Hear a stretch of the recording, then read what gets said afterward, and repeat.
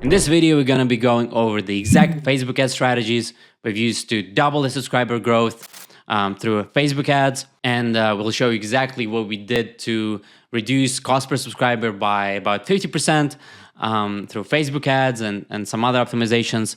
We're going to go over the bidding strategies, a creative strategy as well. So without further ado, let me share my screen here and we can jump right in. This is the ad account essentially. And so I'll update it live here. So we have last 30 days here, right? And we have a few different campaigns. In this ad account, we've had this campaign running for quite a while. I think about 3-4 months. And essentially the strategy we used is we had a campaign, it was highest volume campaign. So we tested a bunch of creatives and we found the creatives that were working well. And so we decided, how can we safely scale that ad account without, having to rely on new creatives to work. And because we've seen some choppiness, ads would perform really well one day and then they would not perform the other day. And we wanted to have the consistency. So we implemented the cost cap campaign. So we changed the bidding strategies to cost per result. And it worked really well. We were able to have days like, $400 a day in ad spend and all of that. When we test the creatives in the same campaign, and it's probably not going to be any news for you if you ever tried running Facebook ads. So we found that we have a campaign, a cost per result goal campaign. And when we launch new creatives in it, they wouldn't get any spend. And so most of the times it was mostly because the creatives weren't better than the other creatives. And better is really subjective when it comes to newsletters, which is a very important part. But essentially, we decided to, switch things up. And we were like, okay, we tested a bunch of creatives. There's probably, not a lot of optimization that can be done there. And we were like, okay, what else can we do? So we started testing aggressively landing pages. And also just different variations of different creatives. So basically we did two things. One thing, testing landing pages.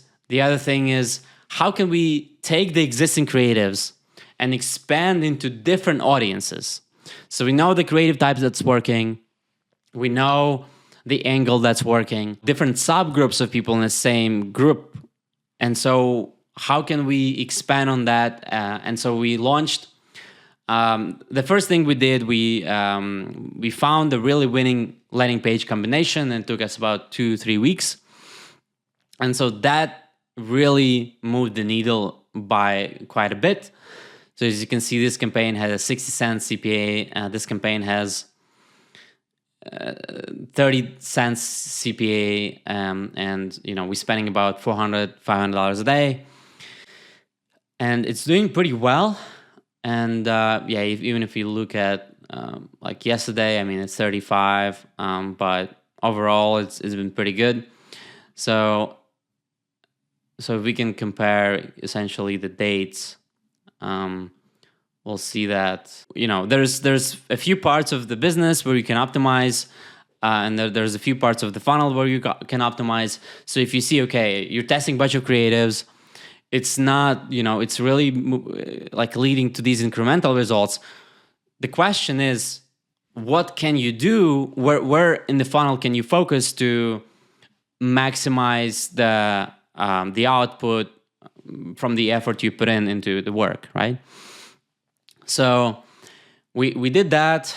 We doubled the conversion rate, essentially doubled the growth, reduced the CPA by 50%, and then we also did is we've taken that winning ad creative and we've changed the message was pretty much the same, but we've changed essentially the audience a little bit, and we were able to also launch another campaign, which we scaled this down, but it was getting pretty good CPA, I'd say, and it was a completely different angle.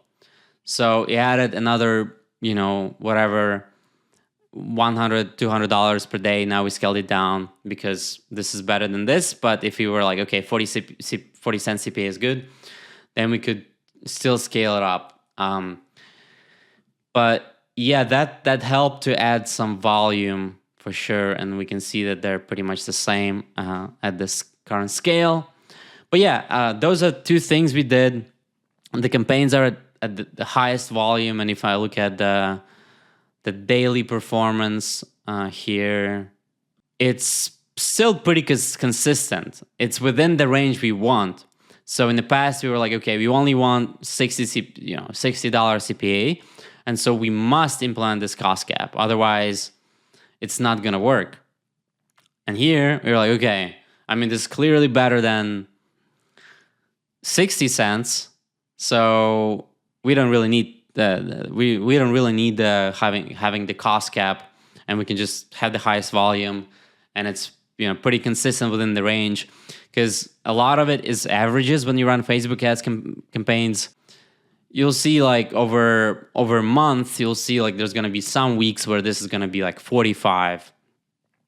But if you look at just the average, and cost caps do help for sure. So, but it was pretty interesting, because we actually tested, not in this account, but in different account, where we had the same campaign, same ads, same landing page, and the only thing was different is there was a cost cap and there was no cost cap, and basically highest volume was performing like it was as it usually goes. It's more expensive in the beginning, but then as it gets more data, it gets cheaper, and it might take 4 days, 7 days, which is pretty fast for optimization period. But with cost caps, it would either not spend, or the CPA would even be higher.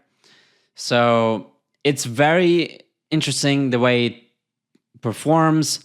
It's still very ad account dependent, what we've seen, also business dependent, but you can test something like this. So the way the testing works is we have one ad set, maybe 2-3 ad sets, and we don't really focus on interest or like lookalike, whatever testing. Yes, it does help sometimes, but most of the times, when you have that volume, you don't really care about the micro optimization of targeting.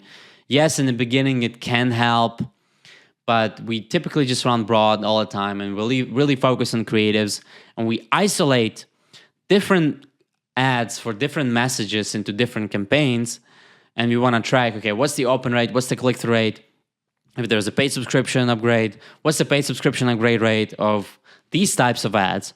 And we really try to keep ads within one campaign, targeting the same people, the same message. They might have different like hooks, for example, or different creative styles.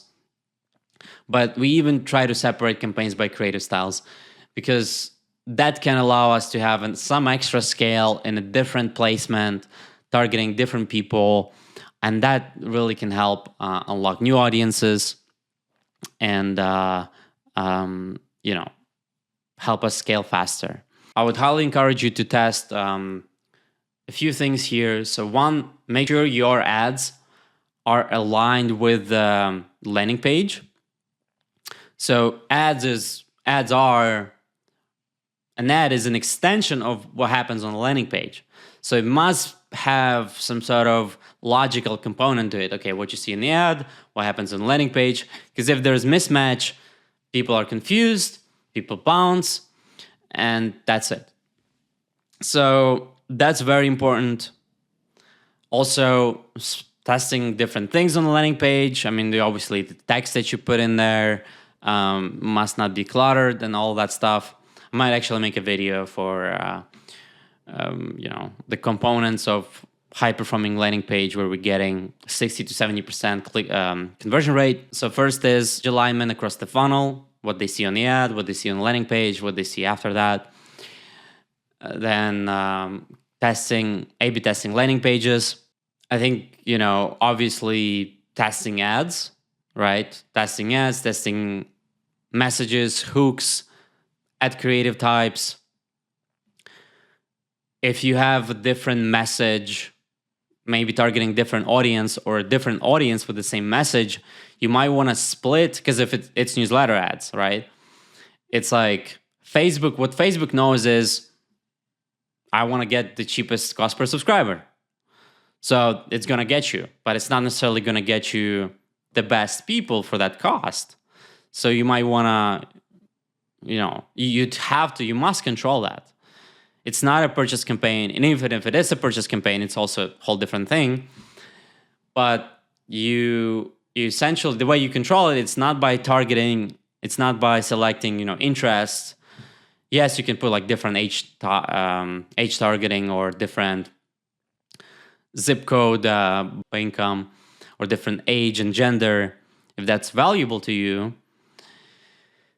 But the most important thing you can do is you'd have to make sure your message is going to resonate with the right people, and you might want to qualify the right people in your ad.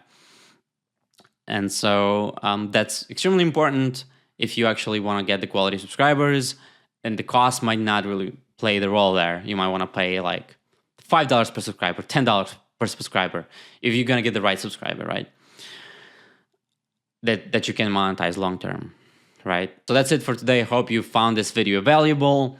Hit the like button, hit the subscribe button, and write the comment down below what you want to hear next, what you want to see next in the next video, what you want me to cover. Maybe you have any questions about this video, so I'll try to be available and reply to all the comments. And hope you have a wonderful week and month and year, and see you in the next video. Adios.